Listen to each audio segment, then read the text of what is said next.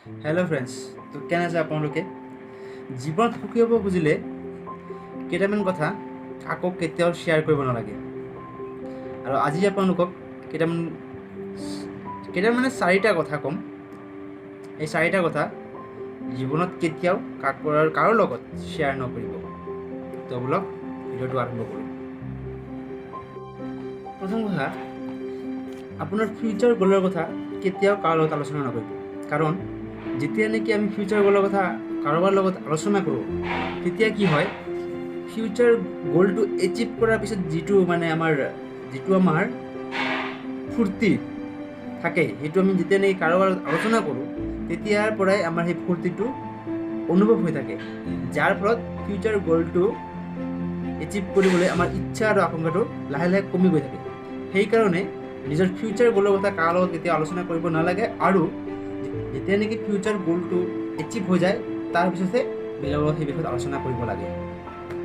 কাৰণ কিবা কাৰণত যদি আপুনি সেই গ'লটো, আপোনাৰ ফিউচাৰ গ'লটো এচিভ কৰিব নোৱাৰে, তেতিয়া আপুনি যদি কোনোবা আগতে সেই গ'লৰ বিষয়তে কৈছিল, তেতিয়া সেই মানুহটোৱে আপোনাক কিবা নহয় কিবা কথা শুনাই থাকিব পাৰে। সেইকাৰণে নেভাৰ শ্বেয়াৰ ইয়ৰ ফিউচাৰ গ'ল, এইটো মনত ৰাখিব। 2 নম্বৰ, আপুনি আপোনাৰ উইকনেছ বা চিক্ৰেট, আপোনাৰ সকলোৰে জীৱনত কিছুমান চিক্ৰেট থাকে, এইবোৰ কথা কেতিয়াও কাৰো লগত আলোচনা কৰিব নালাগে। এতিয়া ধৰক আপুনি কোনোবা এজন মানুহক খুব বিশ্বাস কৰে, তেতিয়াহে একমাত্ৰ তেওঁক ক'ব পাৰিব। যেনে ধৰক আপোনাৰ মা দেউতা বা খুব বিশ্বাসী যদি বন্ধু থাকে, তেতিয়াহে মই তেওঁক ক'ব পাৰিম। আৰু ধৰক কোনোবা মানুহে আপোনাক কিবা এটা চিক্ৰেট ক'লে আৰু আপুনি গৈ কোনোবা বেলেগ একজনৰ কথাটো কৈ দিলে, তেতিয়া কি হয়, আপুনি সেই মানুহজনৰ ওচৰত অবিশ্বাসী হয় আৰু সেই মানুহজনে কেতিয়াও আপোনাক বিশ্বাসত নলয়। সেইকাৰণে নিজৰ উইকনেছ আৰু চিক্ৰেট, এই দুটা বস্তু কেতিয়াও কাৰো লগত শ্বেয়াৰ কৰিব নালাগে। 3 নম্বৰ, আপুনি আপোনাৰ পাৰ্চনেল কনফ্লিক্টছ কাৰো লগত কেতিয়াও শ্বেয়াৰ নকৰিব।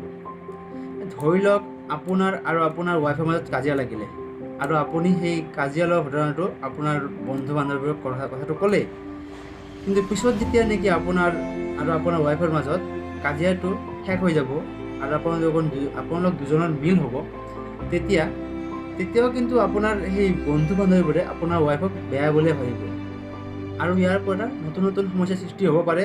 সেইকাৰণে নিজৰ মাজত কিবা কাজিয়া থাকিলে বাহিৰৰ কাৰো লগত সেইটো শ্বেয়াৰ কৰিব নালাগে। 4 নম্বৰ, আপুনি কাকো কেতিয়াও নেগেটিভ জাজমেণ্ট নকৰিব।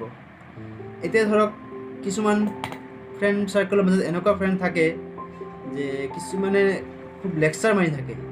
এতিয়া আপুনি যদি তাক কয় তই বহুত লেকচাৰ মাৰি আছা, তেতিয়া কিন্তু সেই মানুহজনে লেকচাৰ মাৰা বন্ধ কৰি নিদিয়ে, উল্টা আপোনাৰ লগত খং কৰি আপোনাৰ লগত আৰু আপোনালোক শত্ৰুতা ভাৱ হৈ যাব। সেইকাৰণে কেতিয়াও কাকো নেগেটিভ জাজমেণ্ট কৰিব নালাগে। তো ফ্ৰেণ্ডছ, জীৱনত সুখী হ'ব খুজিলে এই 4টা কথা খুবেই দৰকাৰী, এইটো মনত ৰখাটো খুবেই ভাল। তো আজি ভিডিঅ'টো ইয়াতে শেষ কৰিলোঁ। যদি ভিডিঅ'টো ভাল লাগিছে লাইক কৰিব, ভিডিঅ'টো কেনেকুৱা হৈছে অলপ কমেণ্ট কৰি জনাব, আৰু যদি আপুনি মোৰ চেনেলত নতুনকৈ আহিছে তেতিয়াহ'লে ছাবস্ক্ৰাইব কৰি বেল আইকনটো প্ৰেছ কৰি দিব। Bye bye, thanks.